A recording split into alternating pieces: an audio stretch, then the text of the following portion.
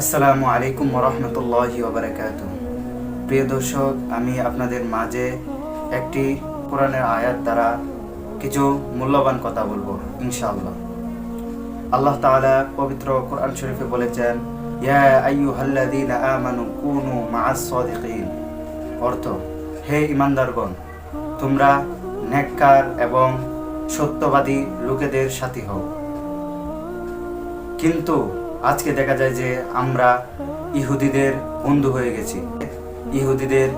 ইহুদি ও খ্রিস্টানদের খেলা দেখি, কিন্তু ফজরের নামাজ আদায় করতে পারি না। হায় আফসোস! তাদের খেলার পিছনে আমরা অনেক টাকা ব্যয় করি, কিন্তু বর্তমানে বাংলাদেশের মধ্যে বন্যা হওয়ার কারণে অনেক মানুষ অসহায় হয়ে পড়েছে, কিন্তু আমরা তাদেরকে কোনো সাহায্য করতে পারছি না। হায় আফসোস! আমরা মুসলমান হয়ে ইহুদিদেরকে সমর্থন করি। আল্লাহ তাআলা আমাদের সকলকে বুঝার তৌফিক দান করুক, আমিন। ভিডিওটি ভালো লাগলে বেশি বেশি লাইক, কমেন্ট, শেয়ার করে দিবেন এবং সাবস্ক্রাইব করতে ভুলবেন না।